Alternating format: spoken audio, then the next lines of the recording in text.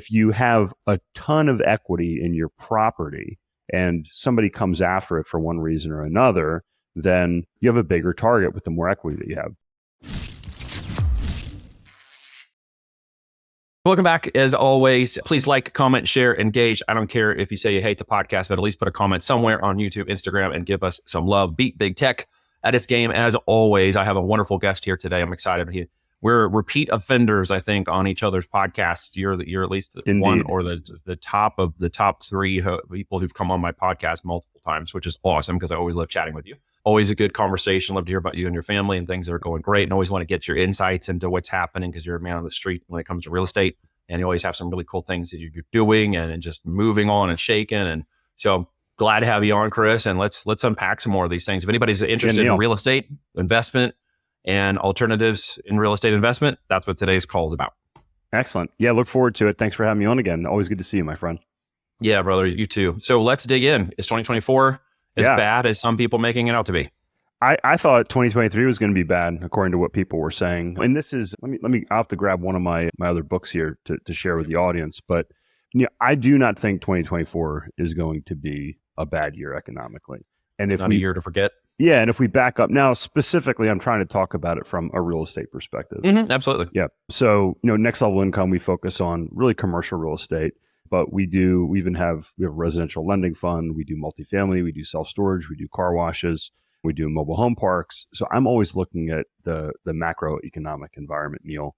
And if you look at the trends, people say, oh, there's 7-year cycles, there's 10-year cycles, 11-year cycles. What I've really gravitated towards over the last decade is the 18.6-year real estate cycle. And that's pretty specific, but there's a book by Philip Anderson called The Secret Life of Real Estate and Banking. Oh. And in the book, Mr. X. Yeah, Mr. Philip Anderson outlines this cycle. And what he does, he goes back through history in the United States to show these different, the cycles as they repeat throughout history. The thing is, while they repeat, they're not the same exact unfolding every time, but they more like rhyme, right? So if you look at where we are today, there's really two parts of the cycle. There's 2 7-year up parts of the cycle, a mid-cycle slowdown, which happened during COVID this time, and then a 4-year kind of sideways or down cycle. And we are in the second half of the second up cycle, which is typically the strongest phase for real estate. Interesting. It's almost like setting your watch by real estate and investing. It is. Now, the question is, it's like, okay, Chris, it's kind of like if we know the sun comes up and it goes up, it sets, it goes up, it sets 24-hour cycles. Like we know that. But the question is, why, right? So we want to know why the real estate cycle expands in this way. And the answer is in credit creation. So if you think about even the way the IRS looks at real estate, so like our home, a commercial office building, a car wash, the IRS says, oh, that has a life cycle and we depreciate it, right? So, and we understand like a building, we say real estate is an appreciating asset, but is it really the building that's appreciating? Mm-hmm. No, actually the building is depreciating, which was one of the reasons we get such great tax benefits. Yeah. But like a business, like the businesses that you and your coaching clients create, Neil, the value of the real estate, specifically commercial real estate, is valued on the income stream. But if you wiped away that building, you said, okay, the building's not worth anything anymore. You have the income stream and you have the land and the credit creation, it's created and it's basically stored that value in the land. So if we have a piece of land, we can take that land. I can buy a lot for say $200,000. It can double in value to $400,000. I don't even have to own the lot outright. I can now go to the bank. The bank will lend me money.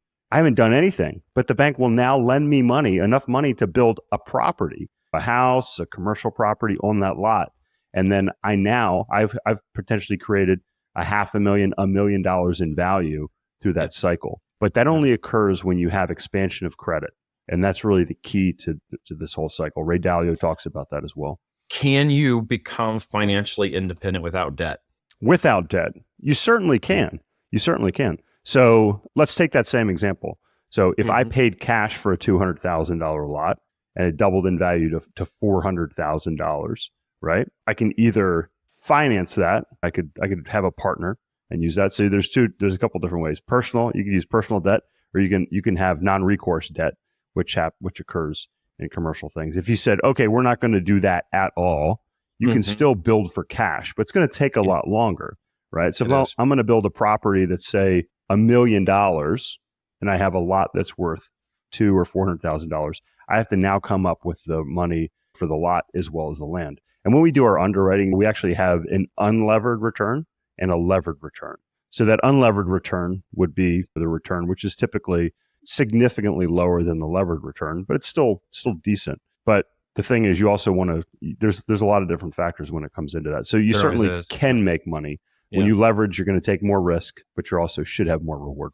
Well, and there's a number of people who have different philosophical beliefs on that take. And I was just curious to get your insights because I've never asked you in that way. I know Kiyosaki and his whole 4 quadrant thing, which is amazing, but he's also very into like you leverage debt for everything. And he says that's the way all billionaires do this. And I don't see that per se, because I see that personally in different ways. And I see the effects of, there was a graph the other day from a place that had graphed it out over 10 years, what 100,000-aires and then millionaires and then billionaires did with their money and how they earned their money and kept their money, et cetera. And there was a huge differentiation between the billionaires and everybody else. And how they not just leveraged debt, but everything they had, like up to 10%. So maybe 90% of all of their assets were tied to the business, and only 10% of their assets were otherwise. Were personal of some kind, cash on hand or otherwise. So that was a super inadvertent relationship to anybody else. Everybody else had their land and their value, their house, their cars, and their 401ks, et cetera. The millionaires were in some balance between that and some business or real estate, more heavily on cash and assets than they were on business and real estate, et cetera. And then the inverse relationship to the billionaires. Have you seen that in your life? And absolutely. Yeah, absolutely. And it's one of the reasons we've had you on the shows to talk about like how to create businesses. And if you really, again, if you look at there's rich, right? Like everybody listening to this podcast most likely is rich, which means if you live in the United States and you make $40,000 or more a year, have running water, you were like we are a by rich, the world standard, we're rich. You're absolutely, we are a rich country, so we have to be careful about kind of what we look at. So I really look at like the ultra rich. So individuals, families worth 30 million plus, right? Like even 100 million. So how do they make their money? It's through businesses. And it's always businesses, real estate or business in the real estate or business of some kind. Absolutely. And I would really classify commercial real estate as a business. Well, it is, because you've got tenants, you've got work, you've got usually cash flow and revenue out of those operating businesses. And so if you're going to go out and kind of tie that back to the point of the $200,000 property and going out and leveraging or not leveraging debt as a tool, I think we've got our minds all jacked up when it comes to the idea of leveraging debt as a tool. Absolutely. And look, again, it is a tool, and almost any tool can be a weapon, right?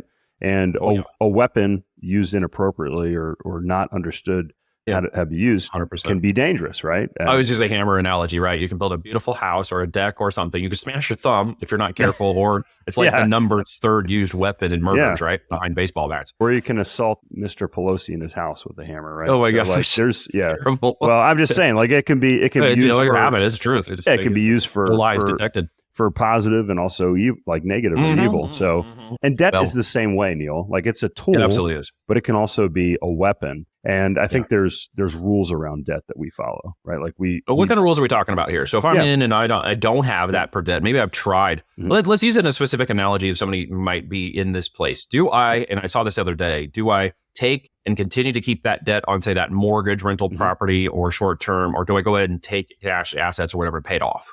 Yeah, great question. Okay, so let's do this in 2 phases. Okay, so let's first talk about like someone's personal residence. So going back to college, I was on a radio show when I was in grad school. So there was, I think, 4 of us. There was a financial advisor, there was a mortgage broker. I was a licensed realtor at the time. I think we had somebody else in there. But the question was, should you have a 15-year or a 30-year mortgage? Which that's kind of a derivation of should you have a mortgage at all, right? Because it's kind of sliding. Variations, what flavor. Yeah, exactly. So it's like, how much leverage should you have? How long should your mortgage be? Those sorts of things. So my argument was you should always have the 30-year mortgage. And the financial advisor said, you should have the 15-year mortgage. And we had a discussion. And the point was, there's a few different things. One, do you truly ever own your home? And, when it comes to taxes and those sorts of things, the answer could arguably be no, right? Eminent domain, right? Arguably, you don't pay your taxes. You don't actually own the land. They could take it from you, even if you paid it off. Exactly. So, you might own the structure, but when it comes to the land, it's like, which is part of your home. There's a component there.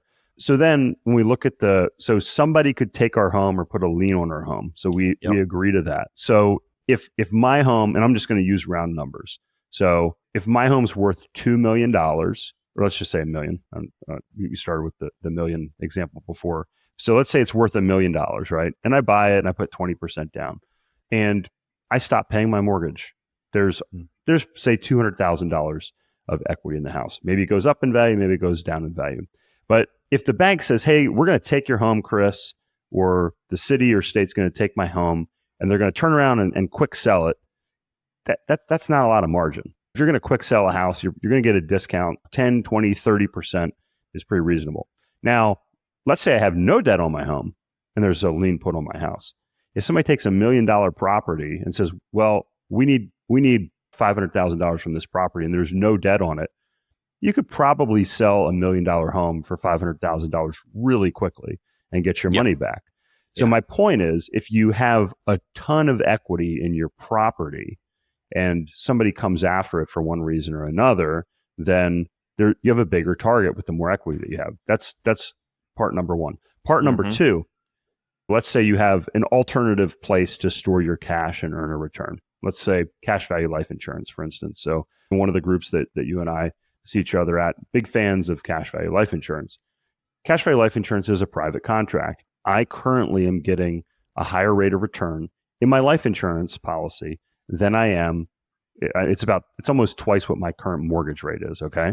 So if I have $1 million to pay off $1 million mortgage, would I rather have that in my life insurance that is a private contract that is significantly safer than, say, like a bank account where people can see it and look and potentially get it, or equity in my home? So if I have $1 million mortgage and $1 million in the bank or in a life insurance account, I can always pay that mortgage off if I wanted to, right? So there's that. Cash flow deficits. If I can't afford to pay my mortgage because I've been paying it down rapidly in the case of a 15-year mortgage, instead of putting that money, somewhere that's liquid and I have access to it, if I stop paying my mortgage, even if I've been paying it ahead of schedule, the bank will still foreclose on me. They don't say, well, Chris, we really appreciate you making double payments for the last 10 years. No, and say, you know what, you just take a break for a while. No, what they say is, thank you very much. That makes it a lot easier for us to get our money back. So that's right. If you do decide to pay your mortgage down, acknowledge that it may not be the best financial decision. It's certainly an emotional one. But I think it certainly feels good to get out of debt. No one's arguing with that. You and I would never argue with that. No, it's what kind of debts should we not be in, and what should we be out of? Yeah, so, necessary debts and then prevalent and entertainment debts and stuff are very different. Yeah, so that's kind of step one. Like, is it a good idea to always pay things off? Robert Kiyosaki would say you don't want debt on things that aren't assets, and assets would be something that are making you money, according to Robert Kiyosaki. Now you might say, "Well, I got you, Chris. A house is a liability because it's not making you money." On my property, we have 2 Airbnbs. So my property is actually producing income every day. Yeah. So I'm okay having some debt because I have cash. It's servicing itself. That's right. So number one. So leverage debt. Yeah, leverage debt. But number one, don't over leverage. Like, you want to have equity, whether it's in your property, your house, whether it's in your business, whether it's in commercial real estate. You want it to be hopefully positive leverage. So you want the cap rate on the property. Yeah. So a cap rate would be the percentage in income that you're getting if you paid cash for a property. So a $100,000 property getting $6,000 a year is a 6% cap rate. So if I have a mortgage or a loan at 5%, my cap rate's like 6%. That's called positive leverage. So that's another thing. And then you want to make sure that you have adequate reserves. So you never want to be leveraged to the point that you have to make every payment and you don't have cash in the bank. That's when you can really get into trouble. So some debt, some leverage can be good. Too much, the more you have, the more leverage you have, And the less you follow those rules, the more risk you're Very going to have, smart. in my opinion. That's experience speaking right there. Absolutely. If I want to cash flow those assets, say into a cash life policy or into some other mechanism of pay down, et cetera, what are you saying in 2024 is the best place to go? I hear a lot of things about short-term rentals and they don't quite pencil in and blah, blah, blah. And Yeah. you've obviously got Airbnb sitting on your property, which is pretty cool. Maybe somebody listening to this could do that. They're not doing it currently. Where are you putting cash for return on your cash flow today? Yeah. So going back to the early part of our conversation, looking at the real estate cycle, right now, prices are high. Prices for residential real estate are high, commercial real estate are high, interest rates are high. So what performs well in this type of environment? I'm a big fan of kind of becoming the bank. So banks are actually very profitable typically during this period. So we have a debt fund. So what we do is we do short-term loans or hard money loans. So we're lending on fix and flip properties. So we lend money typically for 6 up to 9 months, and then that money comes back. So we're doing that. We actually have investors can participate in that in a passive fashion. So investors are getting anywhere from 6 to 10% in a liquid manner for their money in that. So that's pretty good in terms of if you look at historically speaking. If you look at kind of core real estate, multifamily, self-storage, those sorts of assets, the returns are a little bit lower than they've been because prices are so high and interest rates are so high. So that eats into the cash flow and the returns. Still solid returns, but what I'm seeing they're outperforming those are things that are operating real estate, things that have an operating component to have the real estate be successful. Short-term rentals like Airbnbs, car washes, which we also have. We have 32 car washes currently. Senior housing is another one, and mobile home parks. So all of those, people would say, well, those are all real estate, Chris, but really they have to have a successful business to be successful as real estate. And what happens is even with higher interest rates and lower leverage, you still get really good cash flow because you have basically 2 buckets of cash coming in, one from the real estate and 2 from the operations, if that makes sense. So let's say somebody wants to return cash flow of, say, I'm going to make a number, $5,000 a month, because it sounds like a nice number. Someone might need 1,000, but let's just say 5,000 out of hypothetical. What are you needing people or wanting people to understand in terms of investment to return that kind of return in, say, 6 or 9 months on one of these cash flowing assets you're referring to? Yeah. So if you're looking for 5,000 a month, that's about 60,000 a year. Somewhere between $500,000 and $1 million in an investment can typically produce that type of cash flow in the types of real estate that we're talking about. Now, what I will say is that if you personally are listening and you're going out and originating the loans, you buy your own car wash, you're operating your own short-term rentals or mobile home parks, you could probably get, I would say, even up to twice that type of cash flow if you're going out and doing it yourself, versus our business specializes in passive investments for investors. Neil, the examples I gave, 6 to 10%, our investors are getting those from our current offerings that we have out there right now in those types of asset classes. But certainly if you're ambitious, you can go out and do it yourself. And you should, if you're taking your time and your money and your risk, then you should certainly get higher returns than even those. And I would say cash flows of 20% in some of those asset classes are certainly feasible. But again, short-term rentals, potentially clean the rentals, managing the turnover, those dealing with phone calls when your water heater goes out when you're on the way to Folly Beach. Yep. That's a very general example I know, when your family had to turn around 45 minutes from the house. Broken down water heaters. Yeah.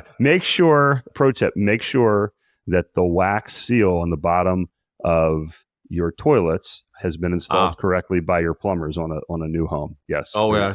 Ask me how I know, right? That's right. All these little things that catch up to you. Just little things that catch up. That's right. You.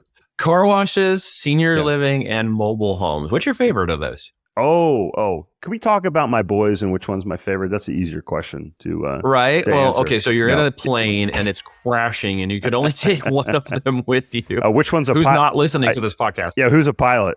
Who's a pilot? Yeah, which of the kids is the pilot? Yeah, that's right. Let's see here. So, all right. Oh, geez, that's hard to answer. So I think all your kids equally. That's right, I do. But so I think from a long-term demographics perspective, I'm a big fan of senior housing because we have some tailwinds over the next 20 years.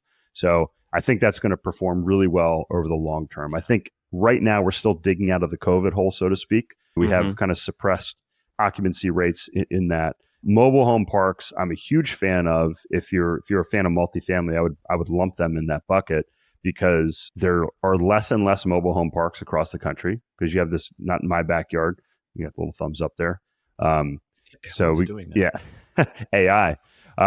So you have the not in my backyard crowd, which is ultimately, you must have a different setting, my friend. Apparently I'm not as cool as you. But people don't want mobile home parks in their backyard. But the fact of the matter is there's no more affordable place to live than a mobile home park. Say you're paying $300 or $400 a month lot rent. That's very affordable. You get some pride of ownership.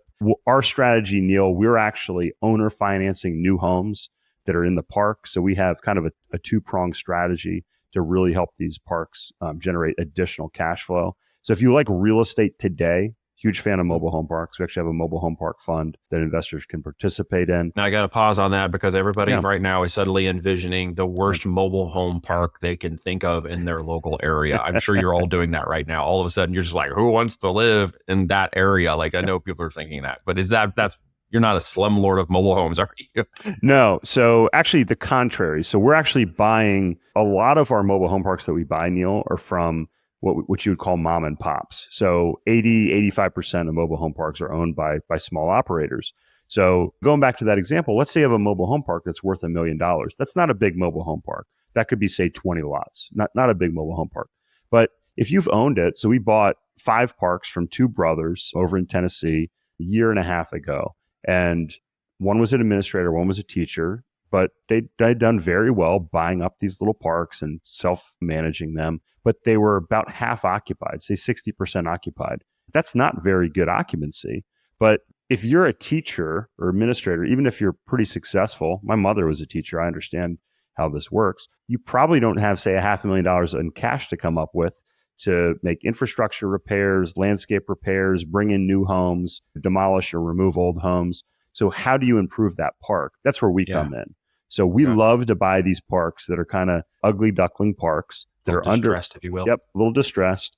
And it's not uncommon for us to raise the full price of what we pay for a park. So if we're paying $5 million for a park, we may raise the money for a down payment plus reserves plus capital improvement budget. We may raise $5 million for that park because we're spending that extra capital to do things like repair the water system, put in new driveways and improve the roads, improve the landscaping. So our parks improve substantially after we take them over. Cool. Yeah, and if you see the before and after, and we enforce things like you have to have skirting around the mobile homes, you have to have painted roofs, and a lot of times we'll even supply these things to our residents to encourage compliance with these. If our residents don't upkeep their yards, we'll charge them for that. We'll do it, but we'll charge them for that. So yeah, we really raise the standards in the parks that we take over. But look, let's be clear. Nice. If you and I were renting a Class A apartment somewhere for $3,000 a month, that's going to be very different in scope and amenities than a mobile home park that you're paying, say, $600 a month in lot rent, and you have, say, a $15,000 or $20,000 mobile home. It's a different demographic. But again, that doesn't mean that you can't have the highest quality. Quality. Exactly. Yeah. Exactly. That's very good. Absolutely. So you have an MHOA, basically. They have to combine to and ensure quality of the park. And there's some nice ones out there. There's one in Springfield down the road about an hour from us. And it's actually, we always comment on how nice the mobile home park is. Oh, there's luxury parks out there, Neil. Yeah. I actually have investors that have owned a quote unquote mobile home in one of these luxury communities, say on a lake or in a area that's kind of a resort area, like Finger Lakes up in New York. So there are vastly different types of these mobile home parks, and we typically focus kind of on the middle. So we don't own the worst. We try to own those that are kind of like around the middle, maybe a little bit below, that we can move into the top half or top quadrant of mobile home parks. But we're really focused on the affordable niche in those parks that we can really bring a meaningful improvement to. Good value, guy. Good value. Guys, if you're listening to that and you have any interest in knowing more about how to become an investor, maybe even a passive investor in one of these areas that Chris is working on, highly recommended. Everything is in the show notes for you to connect with Chris. Chris, is there a question I didn't ask you? Maybe you wanted to cover, or there's something I didn't bring up that you'd love to share? Well, I'm glad we got to talk about the real estate cycle. If you're listening, you have any questions, you want to learn more about it, you could check out episode 100 of our podcast at nextlevelincome.com. Again, that's episode 100, where I really dive into kind of the specifics of it. And Awesome. then you should be able, if also at nextlevelincome.com, you can get a free copy of our book, which is on there as well. Excellent. Very, very good. Last question. If it was in my power to invite you to meet somebody who might be in my network, let's say hypothetically, and you would want to connect with them, anybody you can think of, have lunch, conversation, or whatever, who would it be? Who would that person be? Oh boy. In your network, who would that be? Or just, make up.